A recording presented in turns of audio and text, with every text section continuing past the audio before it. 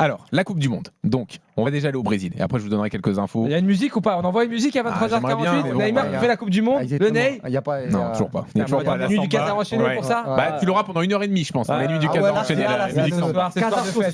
C'est soir de fête. On a Robin, fidèle de l'After, qui habite à Santos, qui habite au Brésil et qui est avec nous. Salut Robin. Salut les mecs, salut l'after. Raconte les klaxons dans la rue, là, les klaxons et tout, c'est la folie ou pas? Neymar là? Ouais, en vrai, c'était vraiment la folie les mecs. Mais j'étais surpris, je ne m'attendais pas à ça. Ouais. Je ne m'attendais pas à que ce soit autant la folie. Je regardais à la télé, donc en fait, c'est un événement énorme à la télé avec je sais pas combien d'invités, tout ça, toutes les chaînes de télé, enfin bref. Et j'avais un décalage, moi, de 10 secondes ou 5 secondes avec les bars autour de moi. Et en fait, quand Neymar a eu, donc moi, je l'ai pas vu en direct, je me suis fait prendre par 5 secondes d'avance. Mais genre, d'un coup, des pétards, des feux d'artifice, et genre, ça a duré 30-40 secondes, mais de hurlements, comme si on célébrait un titre, comme s'il y avait un truc, quoi. C'était incroyable. C'est le retour de l'espoir. C'est le retour de l'espoir. À quel point c'était une surprise pour les Brésiliens? Alors, je vais dire, là, ces derniers temps, c'était un peu moins la surprise. Là, vraiment, je vais dire que ça fait une semaine que tout le monde s'en doute un peu plus. Ça avait fuité dans les médias? Pardon? Ça avait fuité dans les médias?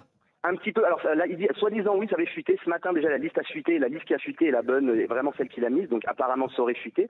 Mais après, tu sais, fuiter, des rumeurs, etc. Mais bien sûr, c'est un sujet qui est primordial, central. Et en fait, comme Walid l'a dit, et voilà, moi, je voudrais le dire à Daniel, qui je sais qu'il n'est pas le plus grand fan de Neymar, mais il faut comprendre un truc. Neymar égale espoir à 200% en fait. Ici, c'est un idole, c'est juste un idole. Ils savent très bien que c'est plus le meilleur joueur du monde. Ils le savent, ils le voient que le mec il est lent. À Santos, il n'arrive pas à gagner des matchs avec Santos.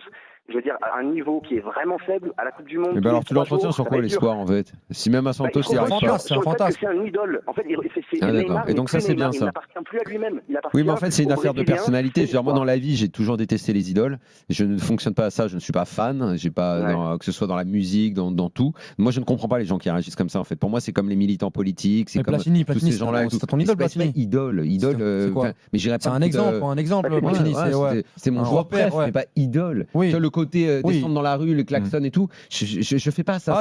C'est pas moi, c'est pas ma culture. Oui, mais c'est une autre culture aussi au Brésil. C'est la culture ils sont en recherche d'espoir. C'est plus le symbole qui représente, Daniel. Ils n'ont pas gagné depuis 2002. Mais tu gagnes pas avec le symbole, tu gagnes pas avec le faux espoir. Tous les faux espoirs et tout. C'est comme, tu vois, beaucoup sa carrière au PSG. Prenons les matchs, voyons, regardons. Regardons les matchs importants. Il a fait 50% des matchs. Oui, d'accord. Si tu parles des matchs importants, il t'amène quand même en finale. Non, mais non, Daniel. 50% des matchs. Oui, ça c'est factuel. Ok, mais sur les 220 millions. Il y a quelques matchs importants, il aura marqué quand même. Lesquels tu peux me dire, s'il te plaît? La confrontation aller-retour contre le Bayern, le Final 8 notamment. Le Bayern, quand il est sous la neige, il fait un match exceptionnel. Je crois que c'est Au Mbappé retour aussi, il le fait fort à ce moment-là. Quoi? C'est pas lui qui marque contre Neuer? D'accord, qui marque, qui fait les passes, qui serre la table. Ok. D'accord. Vous savez quoi? Descendez dans la cave avec votre secte. Mais il n'y a pas question de secte, il n'est pas question de secte. Mais tu me dis qu'il n'a rien fait au PSG. Il n'a pas rien fait au PSG, Neymar. Il aurait pu mieux faire, mais il n'a pas rien fait. Il fait quoi dans les grands matchs en fait? Il a marqué son époque quand même au PSG. Daniel, Son époque au PSG. Quelle époque? Finale de Ligue des Champions, l'Atalanta, Leipzig. Leipzig, il est bon? Aux demi-finales. Tu sais quoi, à minuit, on va aller regarder le match ensemble. Avec grand plaisir. on va s'en faire quelques-uns. C'est Di Maria. C'est Di Maria la vedette contre Leipzig. Leipzig, c'est Di Maria la vedette. Allez, on arrête sur Neymar. L'Atalanta. Attends, c'est Choupo-Moting. Le match d'Auto-Europa. À la 10e contre l'Atalanta. Mais d'accord, mais non, mais dans le jeu, tout ce qu'il fait dans le jeu, Donc Atalanta. Le Bayern retour où il est élu MVP. Il a été bon parce que le Final 8 à Lisbonne, il pouvait pas sortir, c'est ça? Ah d'accord, c'est autre chose là. OK, d'accord, dans les infos, t'es dans les insides. Allez, d'accord. Laisse-nous rêver, laisse-nous vibrer, il y a une Coupe du Monde. Revenons en enfance, le temps d'une soirée, on a le droit. Mais moi encore une fois, ça ne m'intéresse mais pas. Mais toi, t'es aigri, t'es blasé. Ça fait 50 ans que tu regardes du foot. Ouais, oui, d'accord, t'es lucide. Mais bien évidemment que Neymar il va se vautrer. Vous êtes là, vous achetez des t-shirts. Mais Neymar va se vautrer, il n'y a pas de souci. Neymar va se vautrer, de toute façon, c'est une réalité. Je reprends la main pour les l'espoir. On a le droit d'avoir une dernière danse. Une dernière danse. Un documentaire Netflix après. Un truc, vous le regarderez, vous serez là. Exactement. Allez, et vous ferez des on arrête sur Neymar. Mais vous êtes des Et on payera 8,99 €. Mais vous êtes vous êtes des jouets du marketing. Alors Robin, il y a d'autres trucs sur la liste à retenir, hormis Neymar? Dernière chose, moi qui suis lyonnais en plus, c'est un truc qui est super, il y a Hendrik et ça c'est une vraie bonne nouvelle. J'en parlais avec Max, je vous fais un très mot hyper rapide, mais il faut savoir que la CBS c'est un truc de magouille avec Nike depuis des années, depuis R9, et en fait le Hendrik lui il est Under Armour, donc en fait il y avait plein de problèmes à cause de ça, et apparemment voilà, c'est ça l'espoir dont vous parlez, c'est ça. Bravo, bravo. Mais vous êtes tellement. Ça c'est limite. C'est vrai que c'est ça qui se défend. Ah, je sens pas ça.